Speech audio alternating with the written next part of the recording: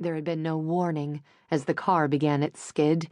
It circled wildly, gaining speed as the tires found no grip on the slick, wet snow.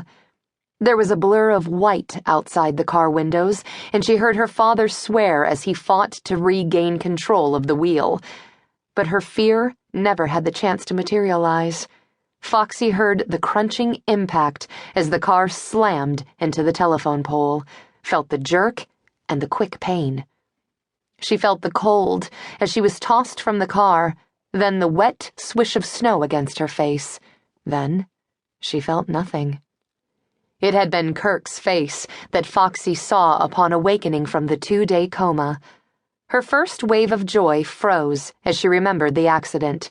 She saw it in his eyes, the weariness, the grief, the acceptance. She shook her head to deny what he had not yet told her. Gently, he bent down to rest his cheek on hers. "We've got each other now, Foxy. I'm going to take care of you." And so he had, in his fashion. For the next 4 years, Foxy followed the circuit. She received her education from a series of tutors with varying degrees of success. But during her teenage years, Cynthia Fox learned more than American history or algebra. She learned about piston displacement and turbo engines. She learned how to take an engine apart and how to put it back together. She learned the rules of pit lane. She grew up in what was predominantly a man's world, with the smell of gasoline and the roar of engines. Supervision at times had been lax, at others, non-existent. Kirk Fox was a man with one consuming passion: the race. Foxy knew there were times he forgot her existence completely, and she accepted it. Seeing the dents in his perfection only caused her to love him more. She grew up wild and free and inconsistently sheltered. College had been a shock. Over the next 4 years, Foxy's world had expanded.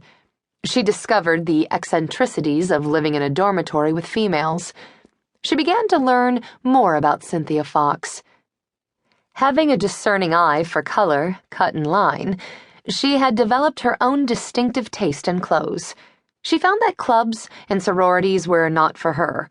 Her childhood had been too freewheeling to allow her to accept rules and regimentation. It had been easy for Foxy to resist college men because they seemed to her to be foolish, immature boys. She had entered college a gangling, awkward girl and graduated a willow-slim woman with her own innate grace and a passion for photography. For the 2 years following college, Foxy poured every ounce of her talent and effort into building her career.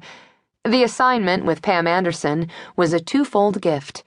It allowed her to spend time with her brother while nudging the crack in the door of opportunity yet wider. Foxy knew the first part of the gift was still more important to her than the second. "I suppose you'd be shocked to learn I haven't seen the underside of a car in over 2 years. Foxy made the admission as she tightened the last of the bolts. "What do you do when your transmission needs work?"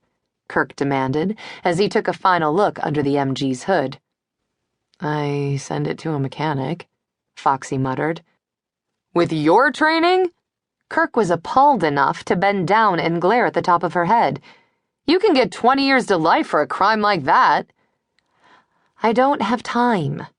Foxy sighed, then continued, as if to make amends. "I did change the points and plugs last month." "This car is a classic."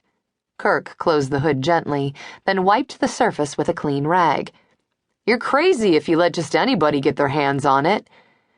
"Well, I can't send it out to Charlie every time it gets the sniffles. And besides..." Foxy stopped her justification at the sound of a car pulling up outside. "Hey, this ain't no place for a businessman." Foxy heard the smile in her brother's words as she set down the ratchet. "Just checking on my investment." Lance Matthews. She recognized the low, drawling voice instantly. Just as instantly, her hands clenched into tight balls. Heat